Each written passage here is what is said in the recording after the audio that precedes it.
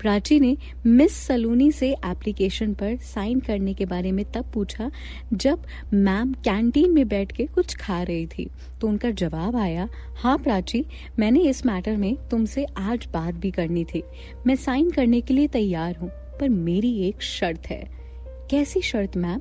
तुम्हें मैनेजमेंट से परमिशन लेनी होगी कि इस एप्लीकेशन पर साइन करने के बाद मुझ पर कार्रवाई नहीं की जाएगी। मतलब हमारी एप्लीकेशन के खिलाफ अगर विक्रम पाटीदार ने कुछ सबूत लगा दिए तो एप्लीकेशन का उल्टा प्रभाव हम पर पड़ेगा, यानी उल्टी कार्रवाई हम पर की जाएगी। इसीलिए तुम्हें मैनेजमेंट से बात करनी पड़ेगी। Okay, I will try for it. Miss Saloni की बात से प्राची तो हालांकि थोड़ी तो राहत में थी कि उनके साइन करते ही चीजें ठीक हो सकती हैं। विक्रम यहाँ से चला जाएगा, लेकिन विक्रम के जाने से पहले उसे शीला की पूरी नॉलेज निकलवानी थी, क्योंकि विक्रम के जाते ही ये केस यहीं खत्म हो जाता और प्राची ऐसा होने नहीं दे सकती थी, क्योंकि ये सच और इंसाफ के खिलाफ लड़ने वाली लड़की थी। पर फिलहाल उसे इंटर्नशिप की भी टेंशन सता रही थी, क्योंकि हंसराज कंपनी ने उसे इंटर्नशिप के लिए हायर कर लिया था। पर इस इंटर्नशिप के लिए उसे हफ्ते के 2 दिन यानी सैटरडे और संडे को कंपनी में जाकर काम करना था। तो इस चीज को लेकर प्राची काफी कंफ्यूज थी। कॉलेज के 2 दिन बंक करना, वो भी एनुअल फंक्शन की तैयारी के समय, उसके लिए काफी परेशानदायक था।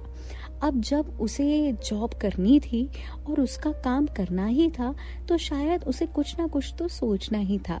पर अब उसे समझ नहीं आ रहा था कि वो करे तो करे क्या। इसीलिए उसने सोचा कि क्यों ना एक बार मधु से सलाह ली जाए। मधु, मैं क्या कह रही हूँ? हाँ बोलना। मधु अपने डांस की रिहर्सल करते हुए बोली। हंसराज कंपनी ने मुझे इंटर्नशिप के लिए हायर कर लिया है, पर अब मैं कंफ्यूजन में हूँ। अब क्या कंफ्यूजन है तुझे?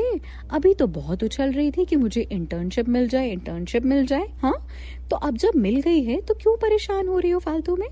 नहीं यार, मैं परेशान नहीं हो रही हूँ यार। इंटर्नशिप के लिए संडे और सैटरडे को मुझे वहां जाना पड़ेगा, I mean हंसराज कंपनी। तो फिर मैं कॉलेज नहीं जा पाऊंगी। ऐसे में कौन कॉलेज की सारी जिम्मेदारी लेगा? तुझे पता है ना, एक दिन कॉलेज नहीं जाती हूँ तो सारे डॉक्यूमेंट यहाँ वहाँ पड़े रहते हैं, सब अस्त व्यस्त हो जाता है। अगर तुम कहो तो ये जिम्मेदारी मैं ले सकती हूँ। पर एक बात बता, तुझे लगता है कि तू वहाँ जाकर इंटर्नशिप कर पाएगी? क्योंकि मैंने सुना है कि अमन राय ज्यादा बहुत खड़ूस इंसान है। हाँ, अब जैसा भी हो, बुरा या अच्छा, जब काम करना है तो करना है।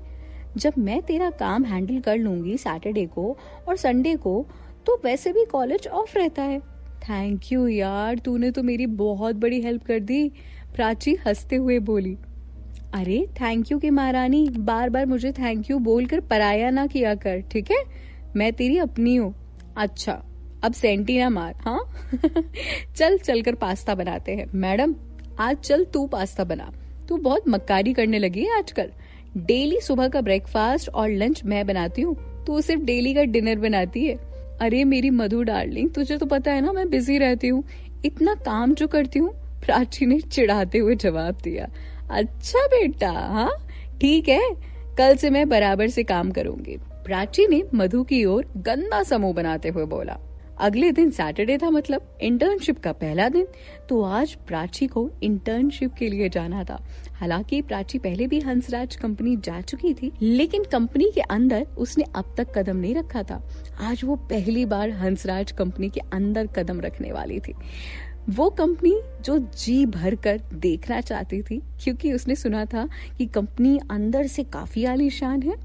तो बस वो इस कंपनी के दर्शन करना चाहती थी। कई बार लोगों का कहना होता था कि इस कंपनी में एक कमरा है जो कश्मीर का नजारा दिखा देता है। इस कंपनी को बारीकी से बनाया गया था, इसकी डिजाइनिंग काफी अच्छी है। तो प्राची का मन भी होता था कि एक बार इस कंपनी के दर्शन कर ले बस। और आज उसे वो मौका मिल गया था। अब जब प्राची इंटर्नशिप के लिए वहां पहुंचेगी तो आगे क्या होगा,